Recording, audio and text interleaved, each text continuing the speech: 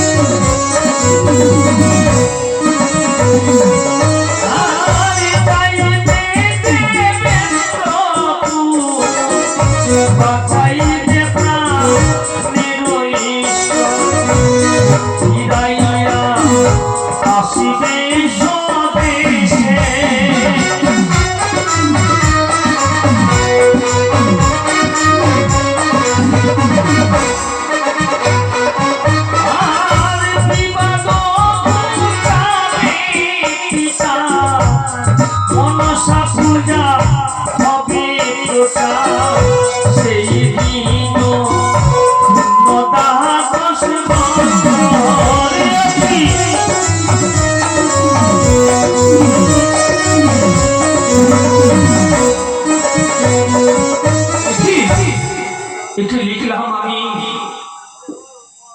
11 বছর বয়সে তোমার পিতা তোমার কলঙ্ক মোচন করতে গিয়ে দেশ দেশান্তর ভ্রমণ করে পাত্রী অন্বেষণ করে শাহরাজার ঘরে তোমার বিবাহ দেবী বিহুলা সুন্দরীর সঙ্গে। কিন্তু ওই বাসর ঘরে তোমায় কাল ভিতরে দংশন করবে আর তোমার বিহুলা তোমাকে কলার বাতাসে করে একাকী সাগর জলে ভেসে গিয়ে দেবেন্দ্রপুরে তোমায় প্রাণ ভিক্ষে চেয়ে নিয়ে আসবে। যেদিন তুমি স্বদেশে ফিরে আসবে সেই দিন তোমার 12 বৎসর পূর্ণ হবে। আবার পদ্মাবতীর নাগরথে তুমি দেবেন্দ্রপুরে গিয়ে অনিরুদ্ধ সাহসে জন্ম নেবে। আমি যা লিখলাম তা যে আমায় ধাত্রীমাকে বলে দিতে হবে। ধাত্রীমা, আমার ভাগ্য রচনা হয়ে গেছে, তুমি আমার পথ ছেড়ে যাও। পথ কি করে ছাড়ি? আসার সহজে তোমাকে বলেছিলাম যে তুমি পিতা লিখে পালার বাড়াতে সে বাড়ি আমার সম্মুখে প্রকাশ করছো। বলবো ধাত্রীমা, তবে আমি কি লিখেছি জানো?